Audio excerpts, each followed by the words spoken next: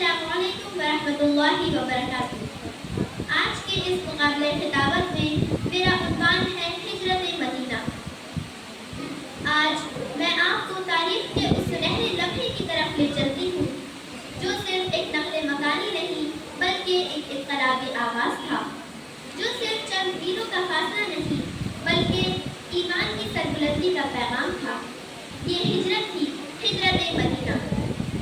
آپ سوچ رہے ہوں گے کہ وہ کون سی مجبوری تھی جو اللہ کے رسول صلی اللہ علیہ وسلم کو محبوب وطن مکہ معظمہ چھوڑنے پر مجبور کر گئی۔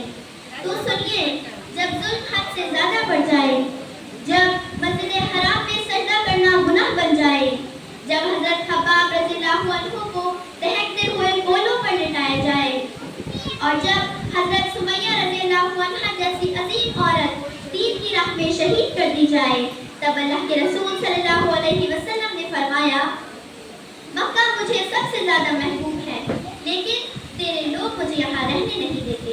ترمذی۔ اللہ اکبر! کتنی محبت تھی اس شہر سے، لیکن دین کو بچانا تھا، ایمان کو پناہ دینی تھی۔ عشق بڑھتا رہا سوئے دارو رسن، زخم کھاتا ہوا مسکراتا ہوا۔ عشق بڑھتا رہا سوئے دارو رسن، زخم کھاتا ہوا مسکراتا ہوا۔ راستہ روکتے روکتے تھک گئے، زندگی کے بدلتے ہوئے زاویے۔ ہجرت صرف ایک جگہ سے دوسری جگہ جانا نہیں، بلکہ ہجرت ہے حق کے لیے قربانی دینا، باطل سے ٹکرا جانا اور اللہ تعالیٰ کی رضا کے لیے سب کچھ چھوڑ دینا۔ جیسا کہ حدیث میں فرمایا گیا، المہاجر من حجر ما نہی اللہ عنہ۔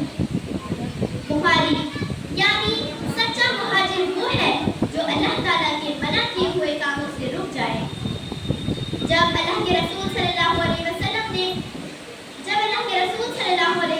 کو اللہ تعالیٰ نے ہجرت کی اجازت دی تو سب سے پہلے ہم سفر حضرت ابو بکر صدیق رضی اللہ عنہ بنے، جن کے بارے میں نبی صلی اللہ علیہ وسلم نے فرمایا، اگر میں کسی کو خلیل بناتا تو ابو بکر کو بناتا۔ اور جب غار ثور میں چھپے تو حضرت ابو بکر صدیق رضی اللہ عنہ نے کہا، یا رسول اللہ، اگر دشمن چھپ کر دیکھ لے تو ہمیں دیکھ لے گا۔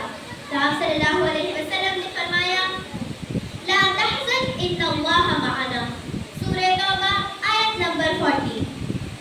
غم نہ کرو، بے شک اللہ تعالیٰ ہمارے ساتھ ہے۔ یہ تھا ایمان کا کمال، یہ تھا رب پر بھروسہ۔ جب آپ صلی اللہ علیہ وسلم مدینے کی طرف روانہ ہوئے تو پہلا قیام قباء کے مقام پر فرمایا۔ وہیں اسلام کی سب سے پہلی مسجد قباء کی بنیاد رکھی گئی اور وہیں پہلی نماز جماعت کے ساتھ ادا کی گئی۔ قرآن گواہی دیتا ہے، لمسجد اسس علی التقوی، سورہ توبہ آیت نمبر 108۔ یہ مسجد بنی عمرو بن عوف کی تھی، جنہوں نے دل و جان سے آپ کا استقبال کیا۔ جب آپ صلی اللہ علیہ وسلم مدینے میں داخل ہوئے تو ہر ایک کی زبان پر ایک نغمہ گونج رہا تھا، طلع البدر علینا من ثنیات الوداع۔ یہ تھا وہ لمحہ جب اسلام کی ریاست قائم ہوئی، یہاں سے عدل، مساوات، اخوت، بھائی چارہ اور قانون الہی کا آغاز ہوا۔ یہی وہ دور تھا جس نے دنیا کو نظام مصطفیٰ سے روشناس کرایا۔ مدینہ پہنچنے کے بعد اسلام کی پہلی جنگ غزوہ بدر رمضان 2 ہجری میں ہوئی، جہاں 313 مسلمانوں نے 1000 کفار کو شکست دی۔ فتح کی بنیاد ایمان، تقوی اور دعا تھی۔ جب آپ صلی اللہ علیہ وسلم نے ساری رات دعا میں گزاری۔ اس کے بعد شوال 3 ہجری میں غزوہ احد ہوئی، جس میں وقتی شکست ہوئی، لیکن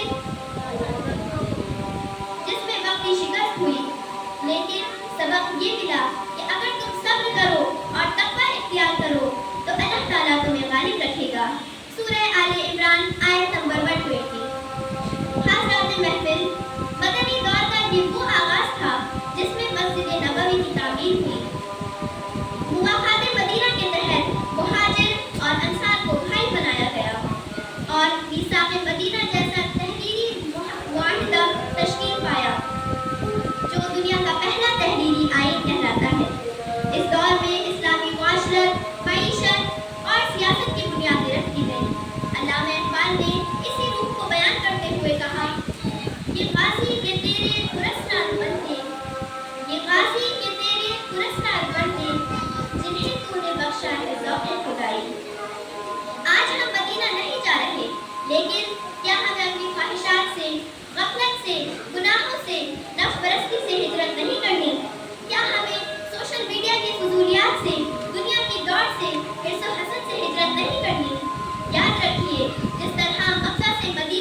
سفر اسلام کی بنیاد بنا، ویسے ہی آج نیت کی ہجرت ہمیں بھی اس دین کے قریب لا سکتی ہے۔ اے اللہ، ہمیں وہ قربانی دے جو حضرت صہیب رضی اللہ عنہ نے دی، ہمیں وہ وفا دے جو حضرت ابوبکر صدیق رضی اللہ عنہ